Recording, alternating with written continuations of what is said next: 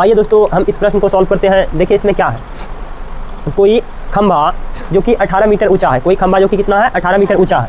कहने का तात्पर्य ये हुआ, कोई खंभा है, ये खंभा आप देख रहे हैं जो कि यहाँ से यहाँ 18 मीटर क्या है ऊंचा है। बोलता है इसके सिरे से, यानी इसके सिरे से एक डोरी को बांध दिया जाता है ज़मीन पे। जैसे आप खुट्टा बांधते हुए देखे होंगे, नहीं देखे होंगे तो देखे होंगे कि जब यहाँ से यहाँ बांध दिया जाता है तो ये मतलब सीधा बांधने के लिए कुछ दूरी पर तान कर बनता है।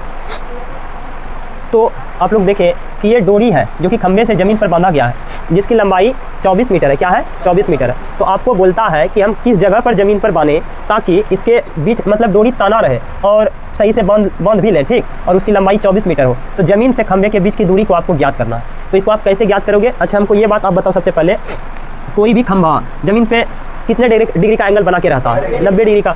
तो ये एंगल 90 डिग्री का बनाएगा। अब देखिए जब ये खंभा जो कि ऊर्ध्वाधर यानी ये वर्टिकल, ऊर्ध्वाधर करने का मतलब क्या होता है? वर्टिकल यानी खड़ा हुआ सीधा एकदम। ऊर्ध्वाधर बच्चा समझ नहीं पाता, ऊर्ध्वाधर का मीनिंग बस यही हुआ कि वो सीधा है, 90 डिग्री के एंगल पर है, ठीक है।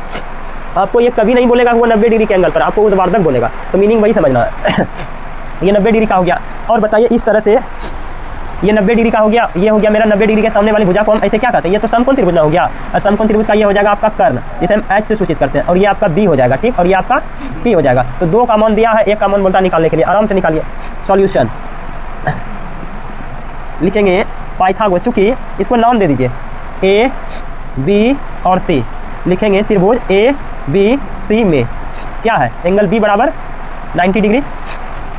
इसलिए पाइथागोरस थ्योरम से, पाइथागोरस प्रमेय से, पाइथागोरस प्रमेय से क्या बताता है कि कर्ण का स्क्वायर करेंगे पी का स्क्वायर प्लस में बी के स्क्वायर के योग के बराबर हो जाएगा। तो इसको आप लिखेंगे एच स्क्वायर बराबर पी स्क्वायर प्लस में बी स्क्वायर। एच का मान क्या है? एच का मान है 24, तो ये 24 का होल स्क्वायर, और पी का मान क्या है 18 का होल स्क्वायर, और बी का तो मान निकलेगा ही बी का होल स्क्वायर। अब देखिए इसको साइड में सॉल्व कीजिए। 24 का स्क्वायर क्या होगा बोलिए, क्या होगा 576। 24 का स्क्वायर 576, और फिर बराबर 18 का स्क्वायर क्या होगा 324, फिर प्लस में बी का होल स्क्वायर क्या होगा, कुछ नहीं, यही होगा।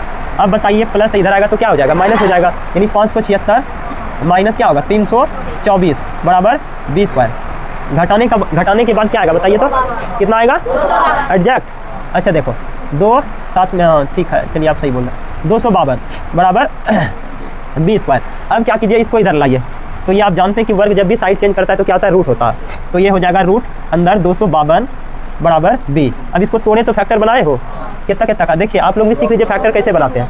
यानी 252 को आप तोड़िए, 2 से भाग लगाइएगा तो क्या हो जाएगा, 2 एकम 2, 2 दूना 4, फिर 1 2 छकी 12, फिर 2 छकी 12, फिर 9 सते 63, ये ना हुआ, यही हुआ होगा। तो इसको आप लिख सकते हैं रूट अंदर 2 गुना 2 गुना 3 गुना 3, फिर गुना 7, फिर बराबर बी। तो इस तरह से आप देख रहे हैं कि ये जोड़ा लग के 2 बाहर हो जाएगा, 3 बाहर हो जाएगा, 7 अंदर ही रहेगा। तो ये 2 गुनी 3 और रूट अंदर 7 बराबर बी।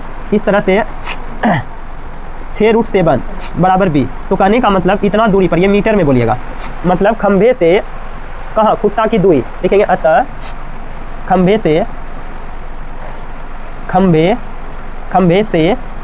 खुट्टा की दूरी क्या हो जाएगा, खंभे से खुट्टा की दूरी बराबर 6 रूट 7 मीटर हो जाएगा। चलिए जो